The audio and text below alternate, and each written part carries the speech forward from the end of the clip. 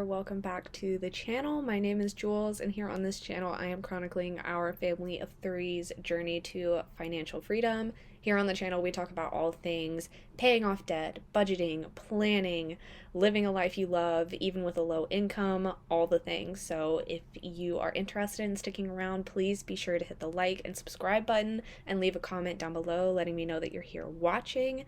Today I wanted to do something a little bit different. My husband and I have been having a lot of conversations over the last couple of weeks, trying to decide if we want to change the way that we are doing our debt payoff plan. So if you've watched my debt confession, you will know that our original plan was to tackle the Chase and Discover cards. These are both credit cards. I do have an update about these two cards that I'll share here in a little bit, but I want to do a little overview of things before we get into how we are changing things and also ask you guys' opinion.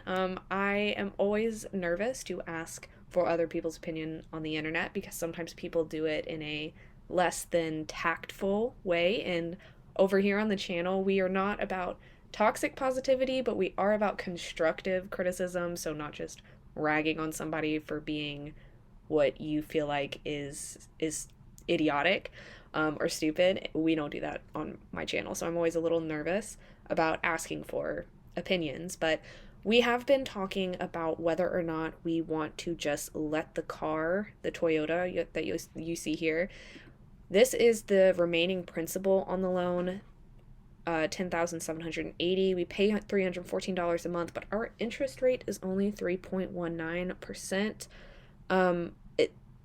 I checked my last payment and we paid $29 in interest, and the entire rest of this $300 something went to principal on the loan. So we are making good progress. We are not upside down on this loan. We actually have equity in this car, which is kind of insane to say because who has equity in their vehicle? But we do. We have it's worth about $18,000 private party. So we actually have like $7,000 worth of equity in the car. So originally we wanted to pay off the car after we were done paying off the credit cards because it does take such a large portion of our inflow every month, and our original thinking was we could just turn around and throw this $300 towards the student loans and pay them off quicker that way. But now that we're watching the interest creep up on these student loans, we're thinking about maybe not doing that. We also have been watching a lot of Dave Ramsey recently and hearing more about the true debt snowball, where you are truly going from your smallest debt to your largest debt, and how the debt snowball isn't about solving a math equation, it's about solving for peace. That really struck a chord with us. Right now we are we have a toddler. We are really starting our careers, and we are probably at the lowest financial point we will ever be in our lives. That's the hope and the dream, at least. We worked really hard to be able to live the life that we live right now, where I'm a stay-at-home mom. My husband is in school after being on active duty. He's still a reservist and is still very much involved in his military career as well. So it's a lot of time away from home. It is a lot of emotional turmoil sometimes with having a toddler, and wanting to solve for financial peace before trying to solve a math equation. It definitely struck something with us. So we kind of have come back to the table on the student loan issues. Because if we were to do a true debt snowball, the car would not be what we go after first. In fact, the car would be the last thing that we tackle, because all of my student loans as they currently sit are under $10,000. So if we were to transition to doing a true debt snowball, we would pay off the credit cards, and then we would actually jump to this student loan number 2, which is just under $6,000. It's sitting at $5,941. that would be the true debt snowball, is we would pay off the credit card debt, be done with the credit cards, and then move into the student loans and pay the student loans off first before going after the car. And originally, I did not like this idea because I was always looking at my student loans with the total balance, the total price tag, which is about $32,133, I believe. I just looked at it, but I didn't write it down on my little spreadsheet here. I was always looking at that major price tag as this massive monolith that we would have to climb, and it stressed me out. But honestly, seeing it broken down into the 4 individual loans, it feels more doable that way. It feels like, oh, we could knock out one of my student loans. Oh, we could knock out another one of the student loans. And it just feels, it feels more doable when you lay it out like that. My husband also, he's incredible always, but one thing that he asked me when we were having these conversations was, he looked at me and he said, if we could pay off one debt, like which of these 3 debts, between the balances, the interest rates, the emotional weight that they carry, if we could pay off one debt tomorrow and be done with it, which of these debts being paid off would bring the most peace for you? And immediately I said the student loans. If I did not have student loan debt hanging over my head anymore, I would feel so much peace and calm in my body. Even with the credit card debt, the balance doesn't scare me, and it doesn't instill the same feelings in me that my student loans do. My student loans are really complicated. I am the first to admit that I went and got my master's degree for the wrong reasons. I was at a weird time in my life, and I felt like I needed something to give me purpose. This was before we had kids. This was when I was in the middle of a career transition, and I just was searching for something that was going to give me purpose, and I went and enrolled in a master's degree program. And yes, I have my master's degree, and I'm very happy to have my master's degree. But I mean, if my university came to me tomorrow and was like, we'll take that piece of paper back and wipe out your student loans, I would hand it back to them in an instant. Like, no ifs, ands, or buts. I would give it to them and be happy to walk away scot-free. So when we're talking about money and finances, I think a lot of us have a tendency to look at finances just as a math equation, and it works like that for some people. There are some people who are more concerned with the amount of interest that they're paying, especially people with really high interest rate debt or really high balances on certain things. But for me, when I'm looking at this spreadsheet, I see an easier path forward to peace by going after these student loans before going after the car. As much as I would love to have a paid for car, we make good natural progress on the car just paying our minimum payment every month.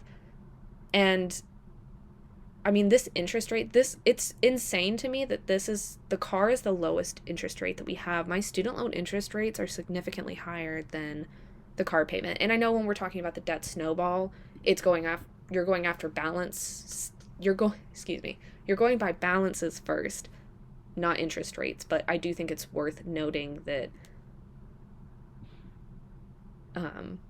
the car interest rate is much lower than any of the others. But that's enough about the car and student loans. Let's actually go to the credit cards, because if you have watched my debt confession, you will know that we actually had 2 credit cards. We had a Chase credit card and a Discover credit card. The Chase had a balance previously of about $361, I believe, and the Discover had about $3,200 on it. We are in the process of doing a balance transfer of this remaining Chase balance to the Discover card. This is for 2 reasons. One, the Chase was still at a 28.99% interest rate, whereas the entire Discover balance is at a 4.99 promotional interest rate. The bulk of that $3,200 of this is on 4.99 until March of next year. And the $360 something dollars that we'll be transferring from Chase will be at a 4.99% interest until 2027 or something like that. By taking a higher interest rate instead of just a straight 0%, Discover does not charge us a balance transfer fee. So it's just a straight transfer of the total amount that was on the Chase card to the Discover card. This allows us to go ahead and close the Chase card and be done with it. It allows us to close the credit card, to close one part of that chapter, which, again, when we talked about solving for peace, that was at the top of the list. We want to be done with credit cards. We're not keeping them open. We are not using them anymore. They will not be part of our financial life anymore. It's done. It's over. When we're solving for peace, one of the things that we're solving for peace with is closing the freaking credit cards. We're done. But that would allow us to get out from under this 28.99% interest rate and then just be done with the Chase card overall. So that's what we're doing. So I have put together this list so I could film this video having already rolled that $360 Chase balance into the Discover balance. I'm estimating Discover gives you like an estimated payment if you ask them what your estimated payment would be with the balance transfer. Ours will probably be somewhere around $75. It might be a little higher, I'm not sure, but we are only adding $360 to this balance and the interest rate is remaining the same, so I am anticipating that it will not be too much higher than what we're already paying. But again, it's one less minimum payment going out the door, and it just will make everything a lot better to just throw everything that we have at the Discover card, and then when this is paid off, we can close it and we can be 100% done with credit cards. I'm so excited. Seeing this balance on this credit card again literally lights such a fire under my butt. I cannot wait to be credit card debt free once and for all and close these freaking cards so that I am never tempted to do this ever again. I am so excited. As soon as this balance transfer goes through and this Chase card is done, I am going to close it and celebrate the dip in my credit score that comes when it happens. I'm gonna throw myself a little freaking party in my office. Okay, so Discover is getting balance transfer with Chase. Chase is getting closed, and that's going to be, I'm not going to say it's a debt paid off because we didn't really pay off the Chase card. It's just getting rolled into another debt, but Chase is going to be closed, so we can just have the 6 debts between Discover, Toyota, and the student loans. So this is going to be the opinion part here. I would love to know, if you were in my shoes, what would you do? Would you continue to go after the car and try to pay the car off first? Or would you let the car just kind of sit there and go after the student loans and do a true debt snowball? The other part of this, too, is when I was looking at Undebt It, which will show you a lot of different debt payoff simulations. Even if we did the avalanche method and not the snowball method, we would still be paying off the student loans first. We would finish off paying the Discover card and then go into the student loans. And the reason that I'm saying with the debt avalanche that we would pay off the Discover first is because this is a promotional rate. So this 4.99 is not actually the interest rate. The interest rate on the Discover card is 28 or 29%. But we have the entire balance will be on a 4.99% discount until March of next year, and then for the 360 from the Chase into 2027 sometime. Or the very end of 2026. I don't remember exactly when, but we will have it paid off well in advance of that date. But even if we were to do the debt avalanche, we would still be starting with the student loans because they're the highest interest rates and the largest balances. So the more that I look at it and the more that I think about it and the more that I pray about it, I really think that we're going to change and shift gears. And once we're out of credit card debt, I think we're going to start going after the student loans, if for no other reason than to keep this balance from spiraling out of control. One thing that I have always been worried about with the student loans is that if you let them sit there for too long and you just ignore them, then one day you log in and the balance has increased exponentially from what you originally took out. And that is not something that I want to happen to us. I want us to stay intentional about the student loans. And as scary as they are and as complicated as my feelings are about the fact that I have student loans again after paying off my undergrad loans, that I need to take that fire and those feelings and channel them into getting them paid off so that this can be a chapter of our lives that we close. Once my husband has his nursing degree, we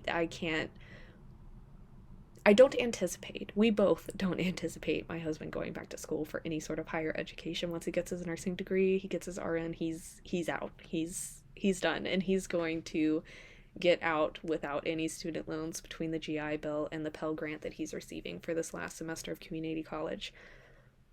And I'm done with higher education after this master's degree. I'm done. I'm getting out too. And I'm laughing just because, you live and you learn, and in some ways I'm glad that I learned this lesson about higher education at 28, and that this is something that I can then teach our son, that we can both teach him about how much more peace you have when you're able to work really hard to earn your degree without taking out student loans. And I know that that's not always the case for a lot of people. I know student loans exist to help people get education. I just think that the system is really, truly broken at this point, and until there's some serious reform about how the narrative around student loans that we teach young kids and young adults. And yeah, I'm not going to get on my soapbox too much. I feel like I've been on my soapbox for like 20 minutes. I don't even know how long this video is going to be. But anyway, I would love to know what you would do if you were in my shoes, and then also say that we haven't made like a firm decision yet, but if I had to guess, I think that we are going to make the decision to go after the student loans after we're done paying off these credit cards and after they're closed. I think that looking at our 5-year plan and where we want to be eventually, I think that it makes the most sense for us to solve for financial peace before we solve a math equation.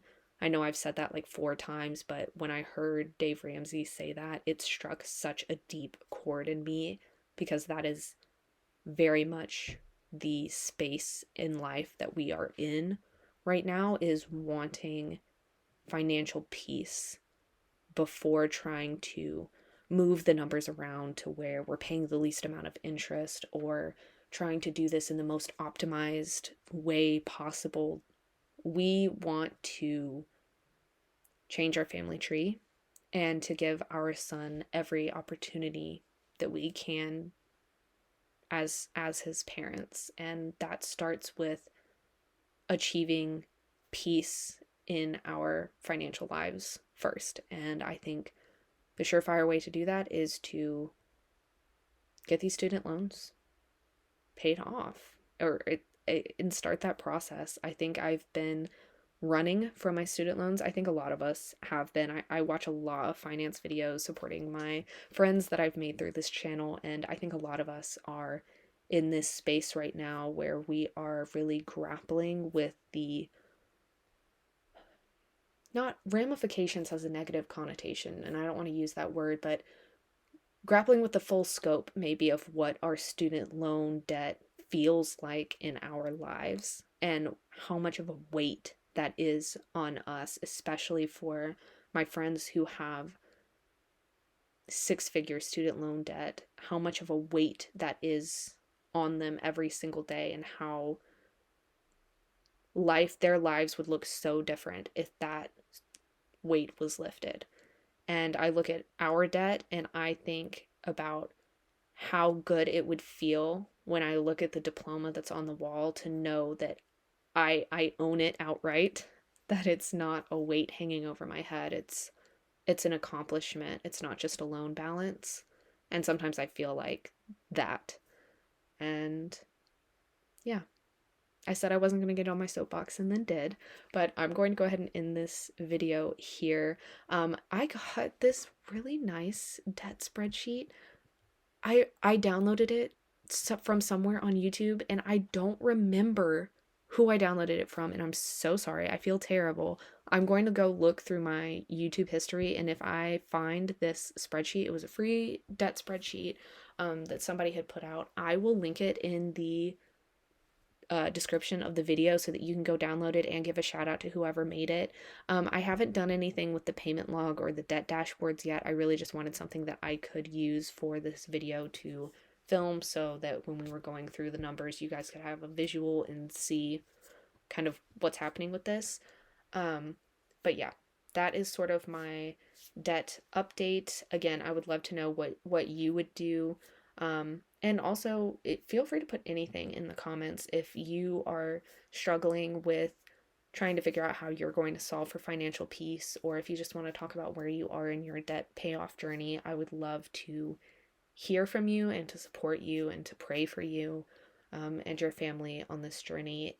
Debt has so many pieces to it. There's the emotional piece, there's the financial piece, obviously, but there's also this mental piece that I don't feel like is talked about enough, where this debt, especially certain debts that might bother you more than others or weigh on you more than others, it truly does feel debilitating sometimes to look at your balances and feel so discouraged or disappointed in yourself for the decisions that you've made.